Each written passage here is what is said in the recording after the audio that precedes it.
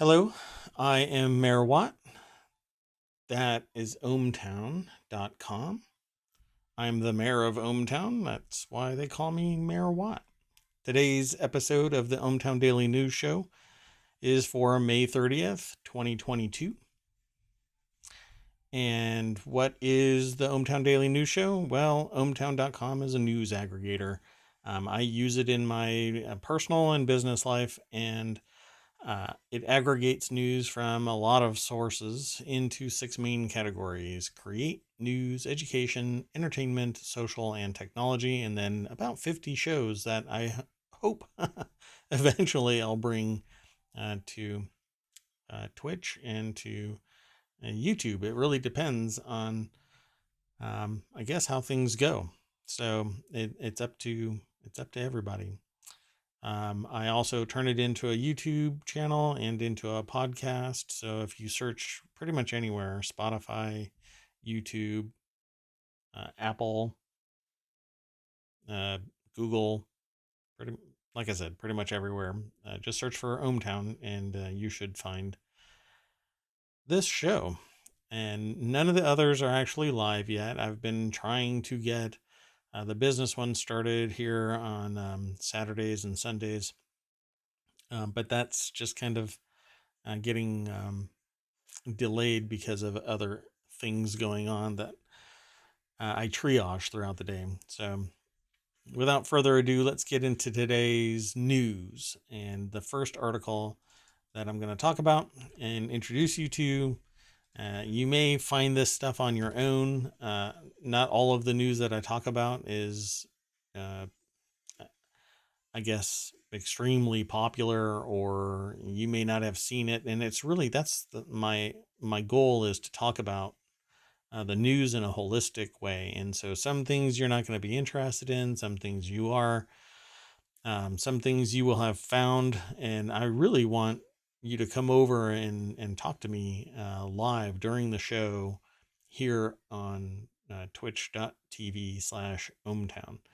And then from there, really, we just kind of hang out and talk about the news and other things. I do the show for an hour. And then I really just want to hang out and play games and talk about the news and tech. And my three main areas of focus are business, technology, and society. That is my professional pursuits. That is my personal pursuits. My academic pursuits are all squarely within that.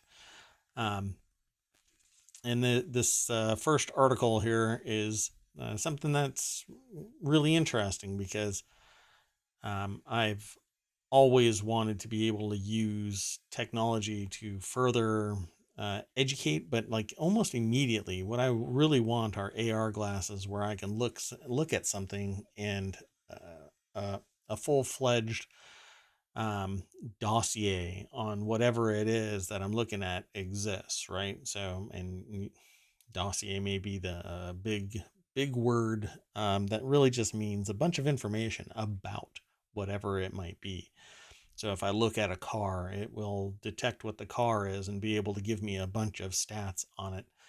And why is that? Because, well, you don't know what you don't know, and you don't know necessarily where to go to get the information without having to spend a lot of time. And I just don't have a lot of time. None of us do. We have 24 hours a day. We spend 8 of it working, 8 of it sleeping, and 8 of it living our lives.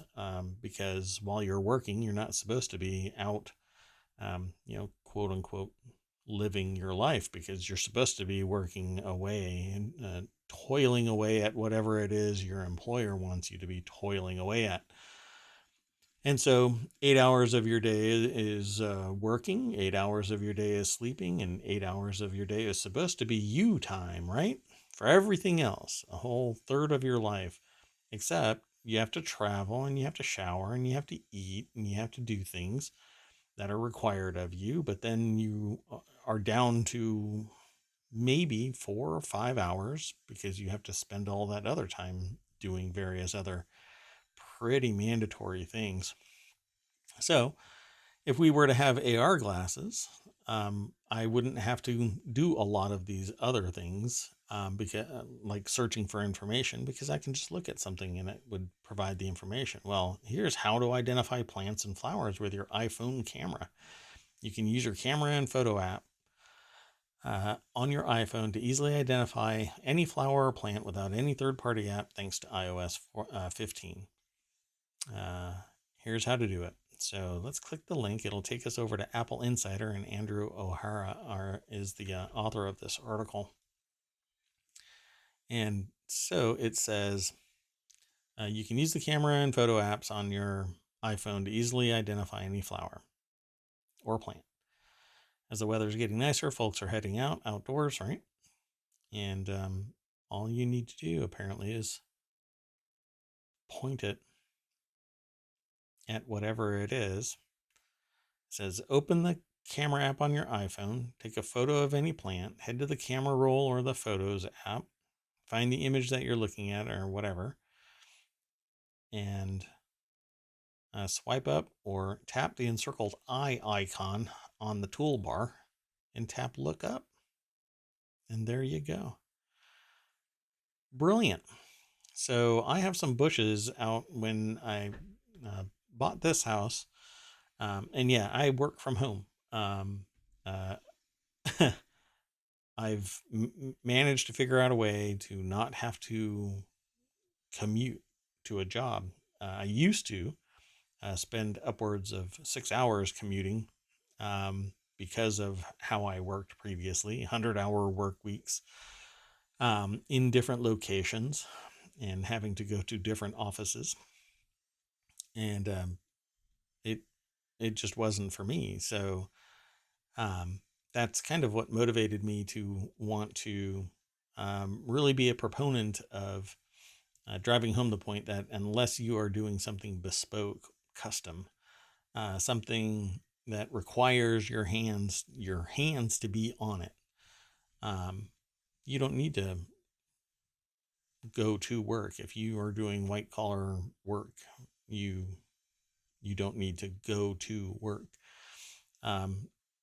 Now it's all up to culture and society to accept that fact so that people can have a better work-life balance and actually work. But there's always somebody that kind of pokes a hole in that, and all the effort of people around that are trying to say, yeah, I can work without having to commute to an office. Well, they lose their ground because people abuse the system.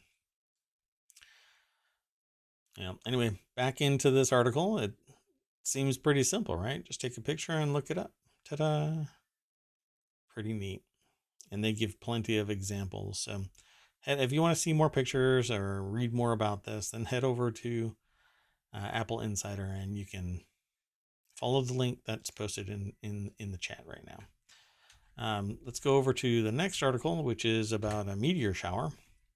A comet's breakup 3 decades ago could produce a seldom seen meteor storm on Monday, or could be a complete dud, according to this article. You may see a new meteor shower in the night skies or nothing at all. The Perseid meteor shower shined last year in Spruce Knob, West Virginia. Most meteor showers occur when Earth runs into debris from a comet. Well, this is apparently a new one, and it's called the Tau Herculids, and it's a Comet 73P slash Schwarzman-Bachmann 3, or SW3 for short. Discovered in 1930, the trifling ice ball originally clocked in at about 2/3 of a mile in diameter, so it rarely produced enough material to generate major nighttime fireworks, but in 1995, SW3 crumbled, producing a large fragment field that our planet is now about to encounter. Let's hope that they are very, very small, or they break up on the way. The best piece of equipment is to go to your attic and haul out a beach chair. Then just lay back and look up. All right. I have, well, and one of the problems really is that we have a tremendous amount of light noise. And so you have to pretty much go out into the sticks of wherever you live. And even then, you're getting a lot of light noise. And it's bouncing off of clouds and dust in the atmosphere and creates a halo, a glow. And so you don't really see the Milky Way. You don't really see all of the stars that are actually out there. So it may take other equipment, photographs, long exposures, and whatnot, um, to see these things. Unfortunately, it may not be anything at all. So be sure to grab a drink of water and go out and lay in your backyard. You might want a chair just to keep bugs off of you. Anyway, there you go. A whole new meteor shower possibly coming to the night sky tonight. Hopefully, I'll post this in time for everybody to download this and take a gander. If you're in my chat, welcome to the chat and say hello. Let me know you're there, because I really still don't know. So the next article is City Builder Kingdoms and Castles gets AI factions in free expansion-sized update. It's probably been a minute since you thought about Kingdoms and Castles. Yep, I've actually got it in my Steam library. A well-liked indie city builder that released in 2017. Well, think again, because Kingdoms and Castles just got a big old free update, adding a host of new stuff, according to this article. Perhaps most shockingly, what was previously a lonesome survival game now has AI kingdoms for you to trade with, engage in diplomacy, and battle. Let's go over to PCGamer.com, and Jonathan Bolding is the author of this article. And I purchased this way back, probably 2017, and played it for a little while. And there's always something new on the horizon. Grass is always greener, that kind of thing. So I thought it was a fun game. But it didn't hold me as well as a game like V Rising does, which I would love to be able to start playing here on the stream. But with this new update, maybe it adds a little bit more engagement so that it isn't just a survival game, but it actually has something that keeps you coming. There's a whole host of other things added as well. Sea gates for protected harbors, a fog of war system, siege equipment, transport carts for resources, new happiness buildings, a mini map, exploration ships, and masons to upkeep your buildings. So they are going to continue to grow this thing. So that is awesome. And I don't remember what the price was, but I think it was somewhere around $20. Not bad. Not bad at all. Let's continue on the next article.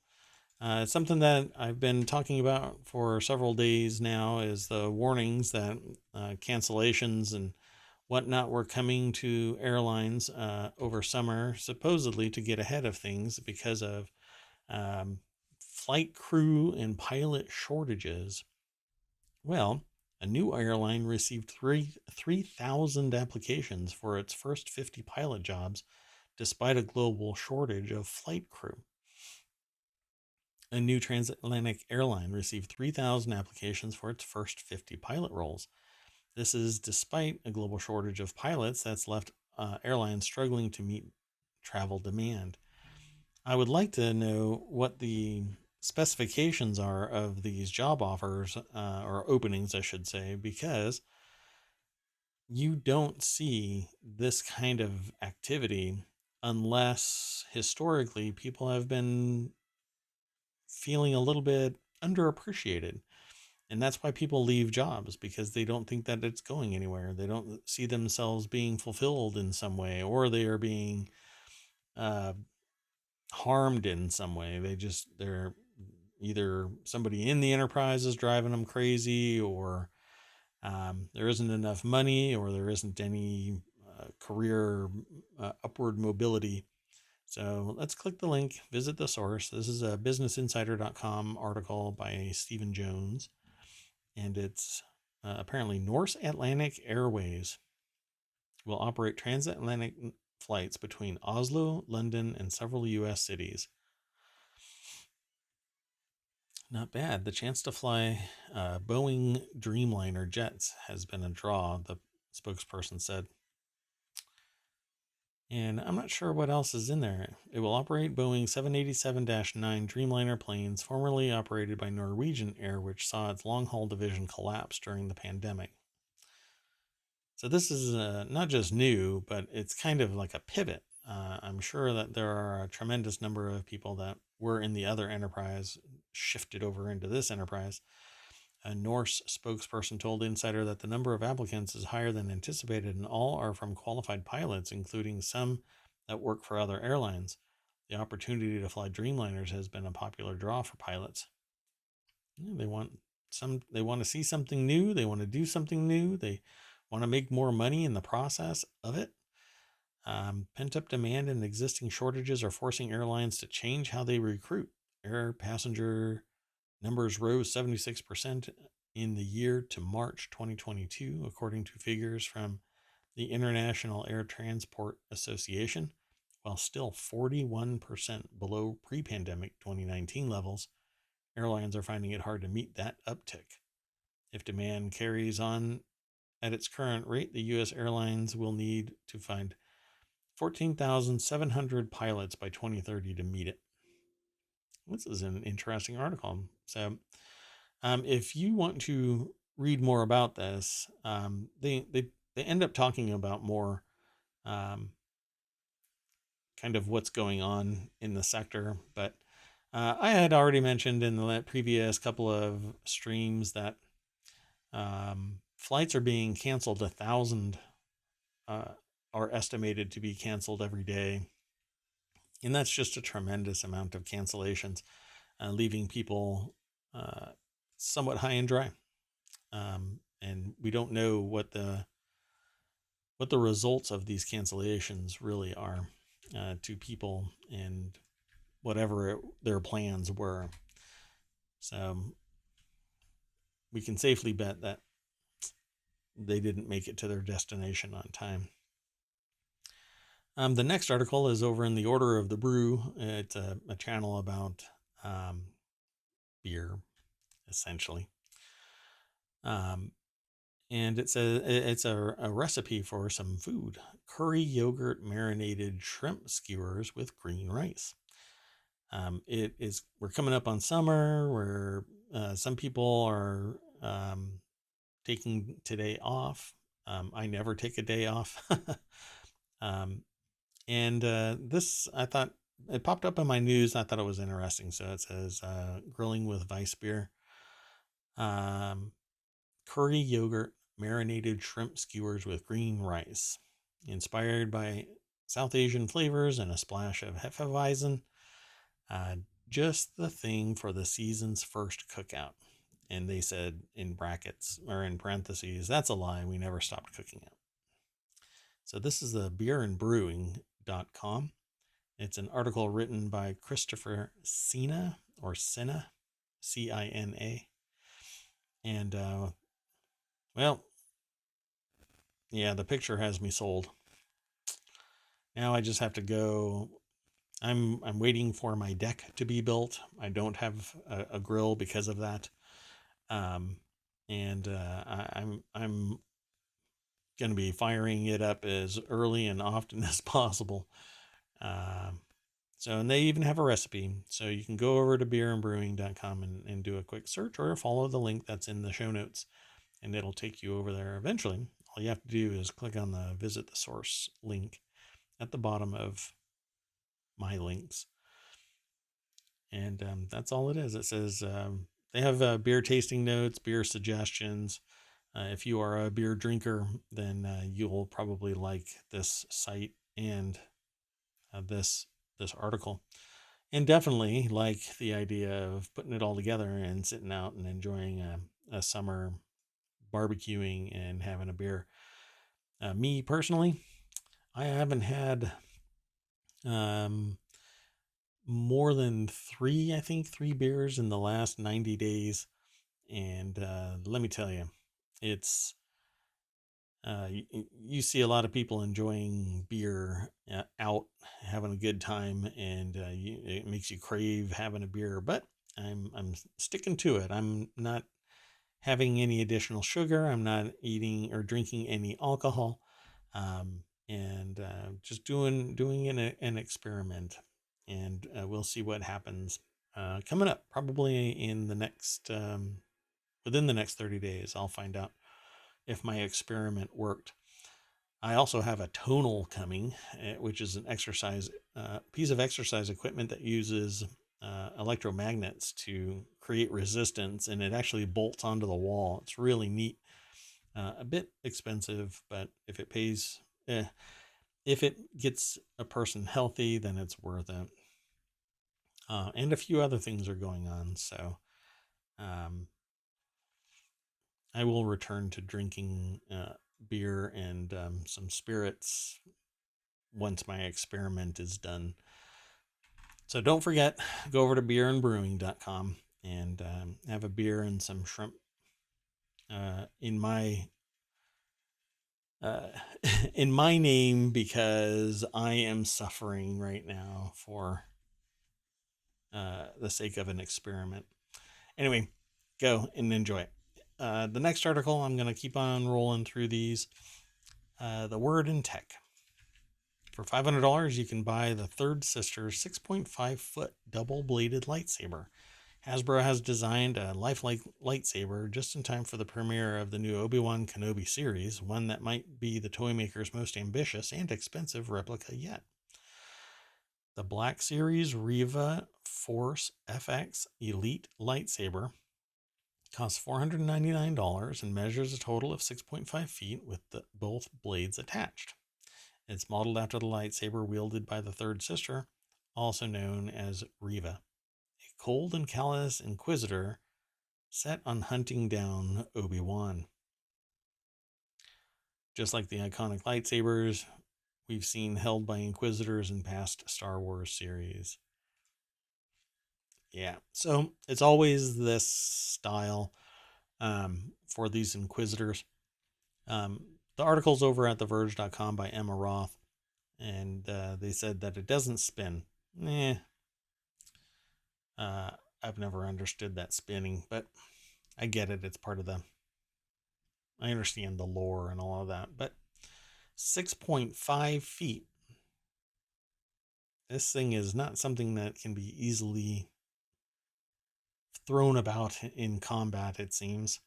You have to be pretty tall for it to be spinning around with both blades.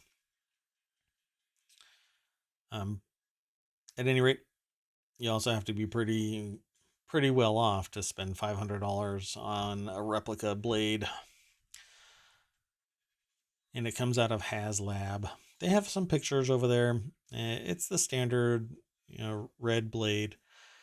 They have a correction at the bottom of the article that says a previous version of this article stated that there was a $5,000 crowdfunding requirement when it's actually a 5,000 backer requirement. So let's see here. Taking a look at Hasbro's collection of lightsabers, the FX Force Elite replicas don't seem to go over $300. You can check out Riva's lightsaber for yourself on the crowdfunding page. You see something. It's HasbroPulse.com, which will almost certainly fulfill the 5,000 backer requirement, not $5,000 backer requirement. Because who wouldn't want a piece or a chance to say that they have a 6.5-foot lightsaber in their home? Let's continue on to the next article. This is in the Marble Channel. Man throws pastry at Mona Lisa, smearing cream on glass case. The painting was not harmed, and the man, who officials said was in a wheelchair and had faked a disability to get close to it, was taken into custody. That's some serious... I'm watching a video and it's muted, but... Oh yeah, wow.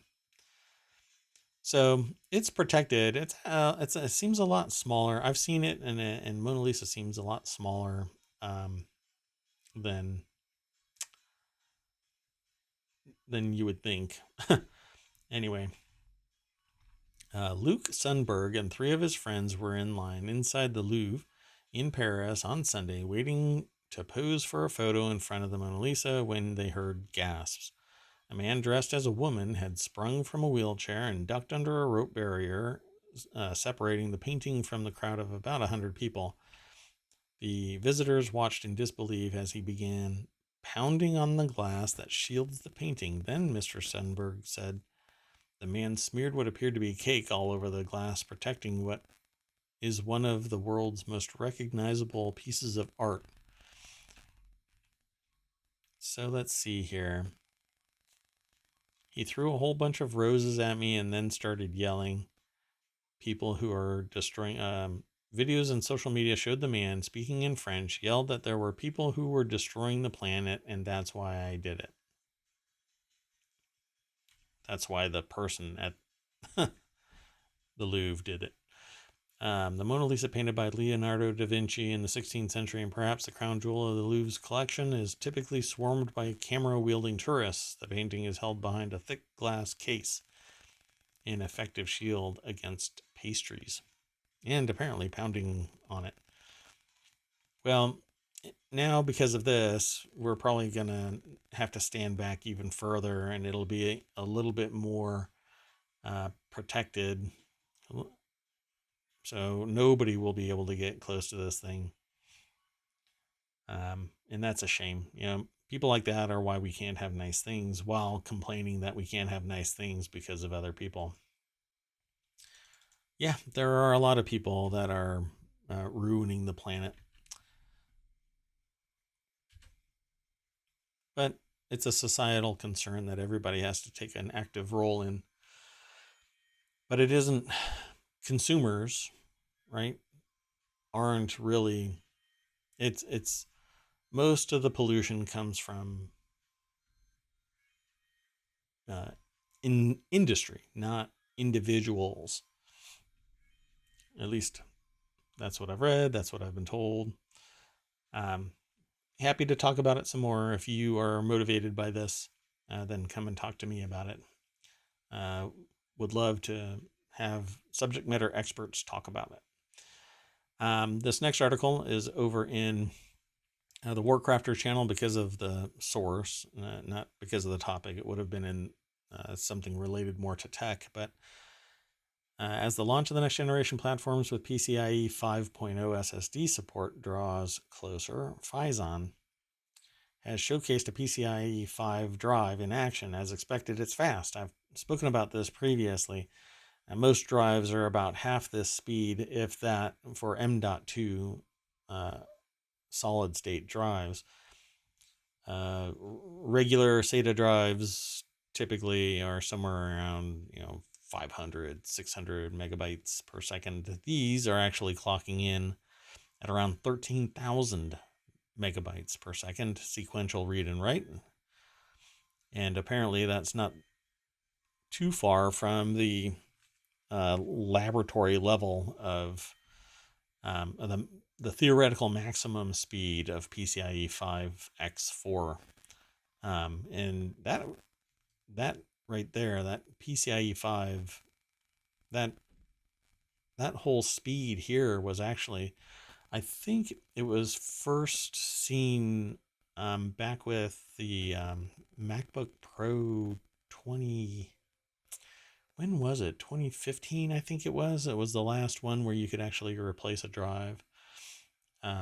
Very fast, somewhat not somewhat proprietary. It was proprietary to Apple. And then the Apple has basically done it again with the Apple Studio machine that has a proprietary storage system. Let's go over to the source of this. This is at pcgamer.com, and it's by Chris Seswick. And yeah, it's just an extremely fast M.2 drive. I'm not sure why they don't have any pictures of the actual drive. But it says an interesting thing to note is that some manufacturers may choose to adopt new M.2 form factor, whereas 2280 drives are by far the most common form factor used in consumer drives, 22 millimeters wide, 80 millimeters long. The Phison E26 drive is 3 millimeters wider, making it a 2580 drive, though the M.2 connector itself is the same. And you can actually have different things. I think my Wi-Fi connector is actually a 2580, if I remember correctly, but don't hold me to that. Anyway, there's slightly different dimensions for the type of drive or device. So they're coming, and I hope that we can afford to kind of standardize around it and everybody adopt this faster system, because there's more and more stuff being developed that will take advantage of it.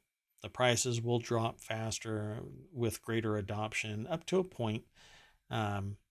If you see something really, you might see something exploitive where people are saying, well, I've got so much money that I can just buy a bunch of these and start selling them in the aftermarket.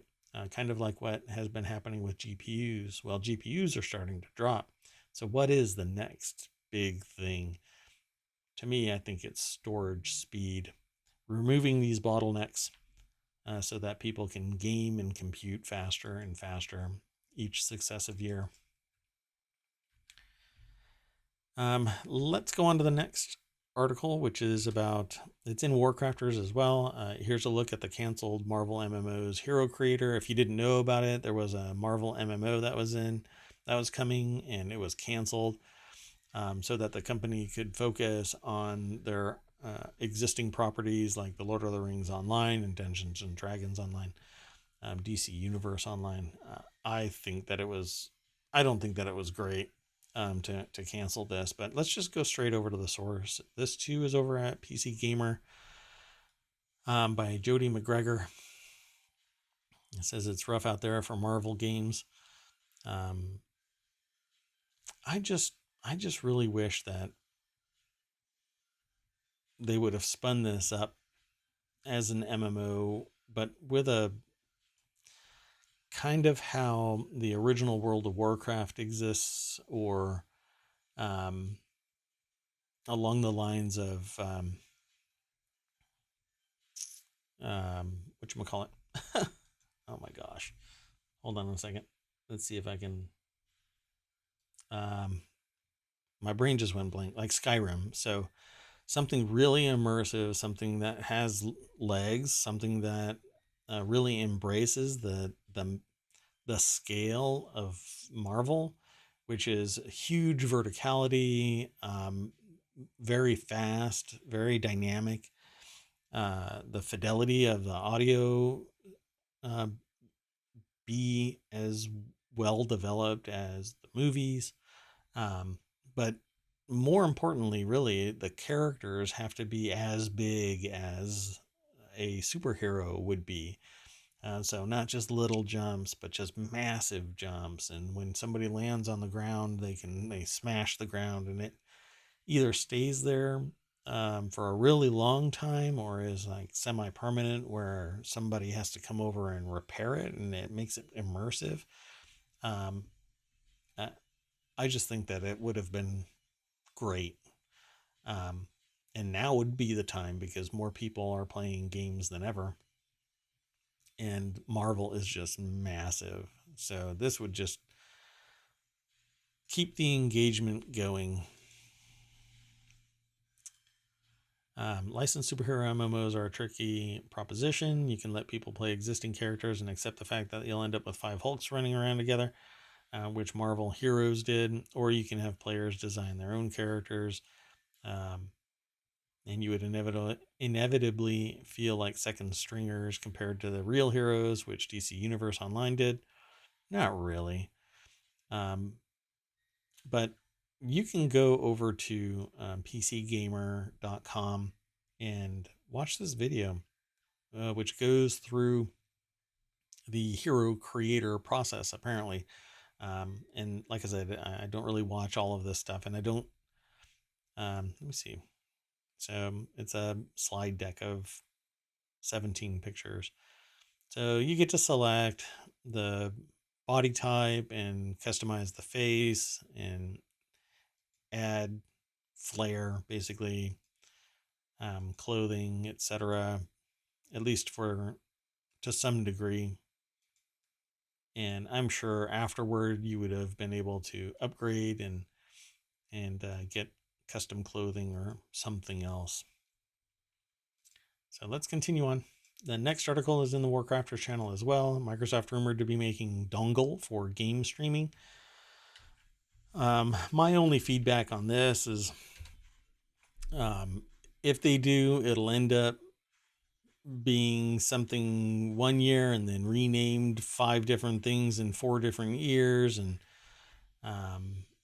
pricing might change or whatever. But it says game streaming is a clear focus for many companies right now. Nvidia is bringing a Geforce Now service to all sorts of devices, including TVs, and the company's latest keynote had a focus on streaming infrastructure. Sony has revamped the PlayStation Plus, and Microsoft's named good value efforts with Game Pass and its potential when integrated with streaming. I'm sure that it'll be great. But to me, other than Windows, everything that they've ever touched has always changed in some way. I've been a subscriber to one of their services that changed about 6 times in the last 8 years. And now it's largely free. But people had been paying for years, years for it, $600 plus a year. So Windows Central has recently got word that Microsoft is working on an affordable dongle option for people to stream and play via Xbox Cloud Gaming. Let's go over to the source of this, which is, again, PC Gamer. They had a really busy day today in terms of news that my aggregator saw and that I saw. And so I'd love to drive some traffic over to them. And it says, Hope Corrigan is the author of this, a potential pocketable gaming device you can plug into any screen, which would be great. Honestly, I think it would be great. Just be sure to bring controllers with you as well. Being able to stream and play games regardless of the hardware you own is definitely appealing, and bundling Xbox's game subscription service into that gives players heaps of potential options. Yep. I love the idea of this. I really do. Any competition is good for consumers. So let's hope that this actually is made manifest, comes to the market and competes and lowers the price and increases benefit to the consumers. The next article is in the Word in Tech, and this is about DeLorean. If you don't know, DeLorean is still around. DeLorean Motor Company has revealed the first images of the Alpha 5 electric vehicle, the brand's attempt at resurrecting the DeLorean name in an all-electric form, staying true to the classic 80s era DeLorean. Known for its appearance in the Back to the Future, the Alpha 5 comes with those iconic gull-wing doors and can reach 60 miles per hour in about 2.99 seconds, or 88 miles per hour in 4.35 seconds. And that's heavy. Okay, anyway, let's go over to the source. This is at The Verge. It's a good-looking car. I don't think I'll ever really like gull-wing doors. Pardon me one second.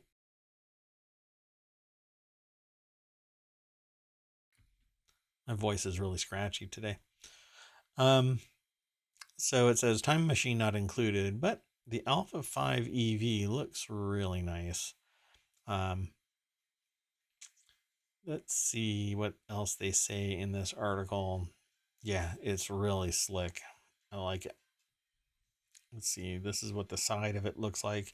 Obviously, if you're listening to this via the podcast, you're not seeing the pictures. So please go over to The Verge. Follow the link in the show notes. It'll take you there.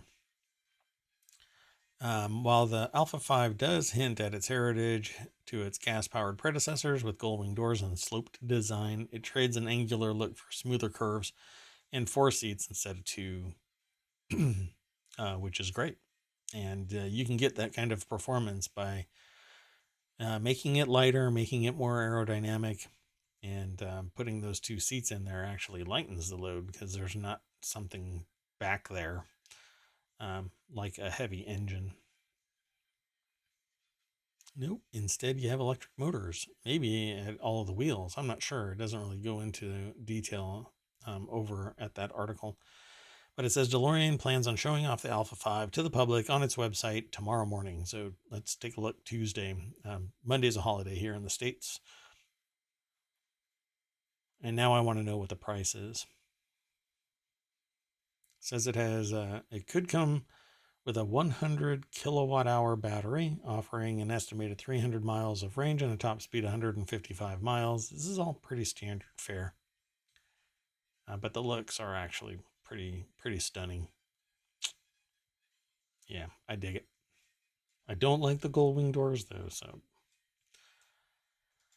Now, the next article is related to a game that I've been playing, and I want to start streaming it here on Twitch. I woke up today wanting to do it and just couldn't, triaging my day all day, and finally managed to get the news all set up. So here we are talking about V Rising and its latest patch to make it easier for vampires to find stairs, and this is in the Warcrafters channel.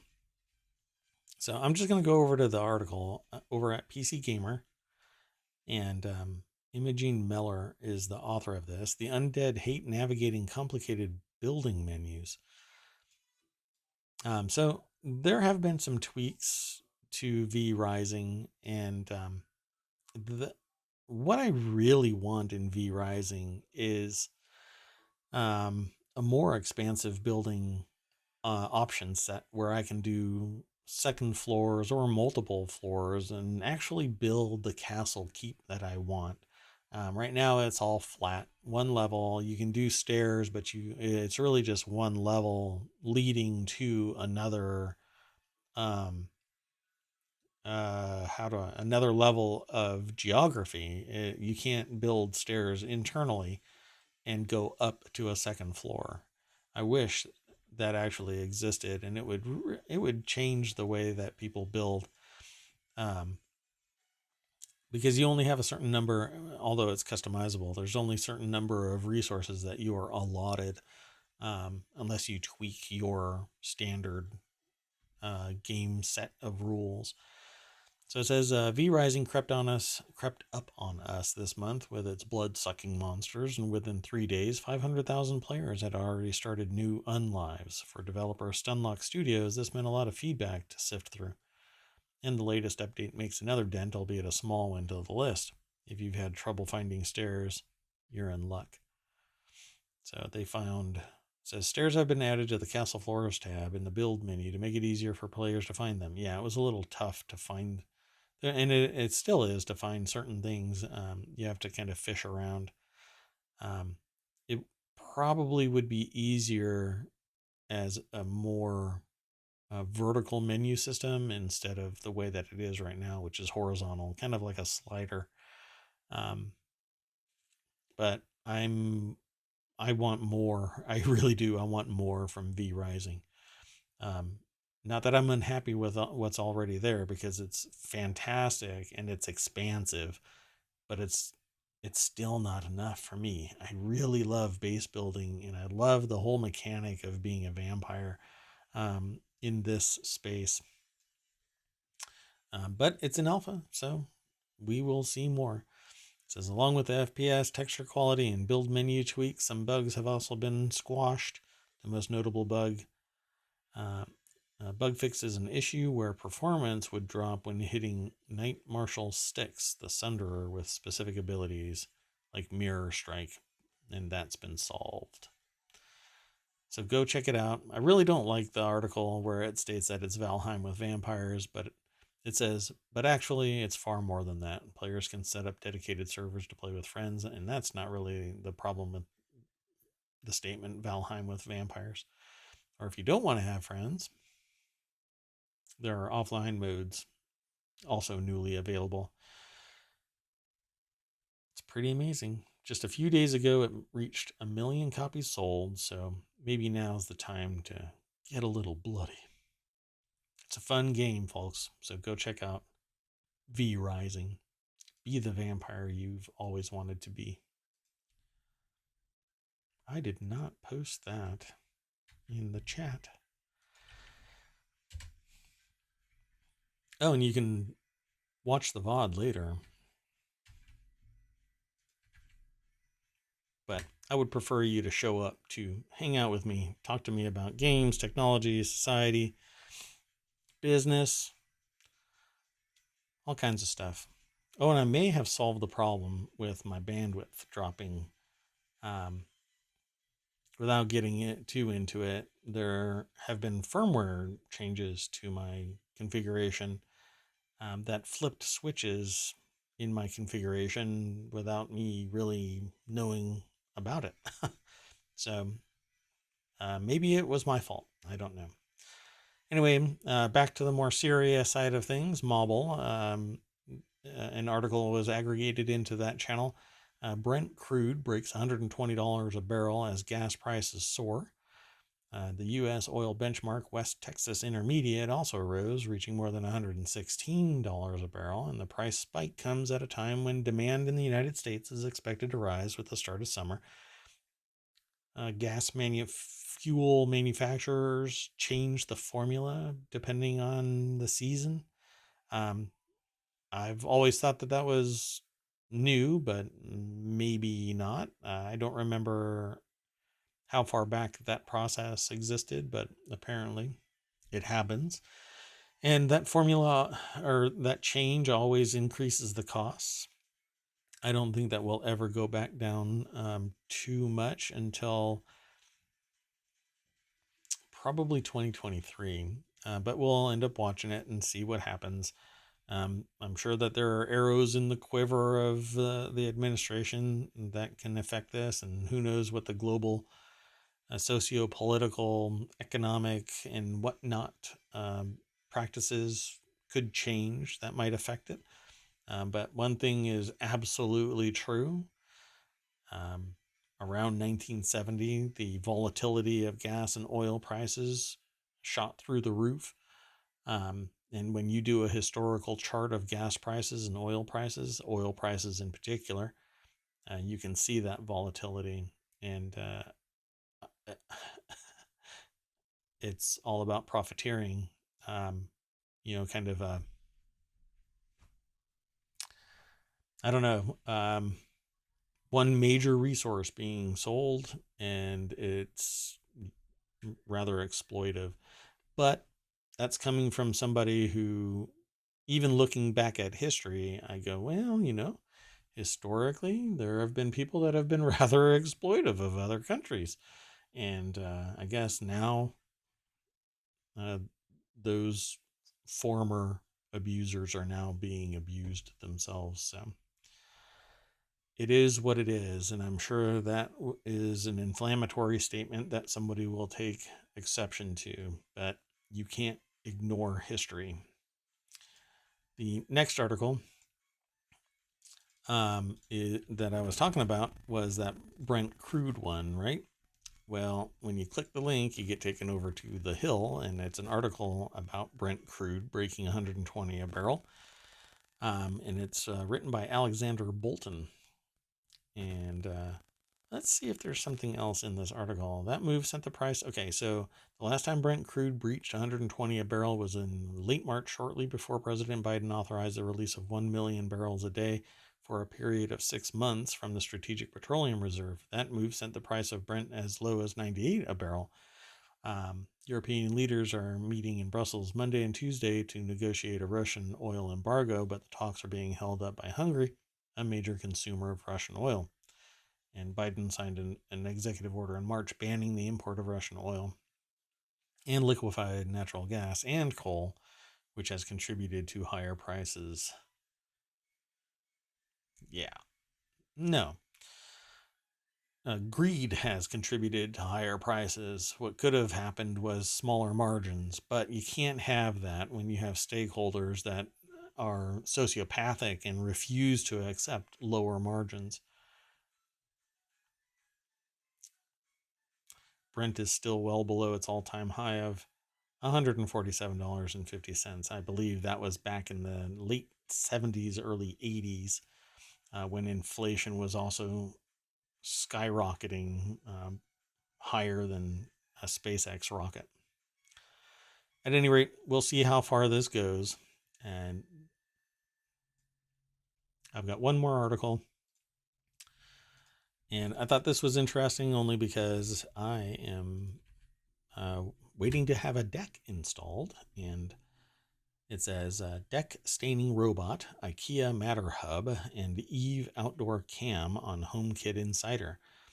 And it's apparently a podcast. On this week's episode of the HomeKit Insider podcast, your host discussed the new IKEA Matter Smart Hub, go hands-on with the Eve outdoor cam, and discuss Steven's experience with the Eve Motion Blinds HomeKit. Let's see. This is an article over at appleinsider.com by Andrew O'Hara. And it is a podcast, so I thought this is the reason why I clicked this is because of the Robo Deck. It says we finally spend time talking about a new deck staining robot from RoboDeck that claims to have HomeKit support, and the robot will regularly clean and restain your deck to keep it looking its best, though HomeKit support seems dubious. There's video of this thing, and it looks like a Roomba that has the ability to clean and restain your deck, which is really fascinating. And maybe I'll take a look at it. I'm having composite decking, so you don't have to worry about restaining wood. Yeah, pretty interesting stuff there, folks. Tech can really make your life a lot easier, but not when the network goes down. And I have a lot of people that are in my line of work that say that they don't have to worry about power going out if they stick to the old school ways of doing things. Well, you just can't. You have to make people move forward, ever, always moving forward. Anyway, that's it for today, folks. I think I am done. That's about 15 or so articles, maybe 20. But we always return to the front page, click the ohmTown logo, and there you go. A whole new set. So what do you think? I hope you enjoyed today's show. I'm Mayor Watt. This is ohmTown Daily News Show. We'll see you tomorrow. Thank you very much. Bye-bye.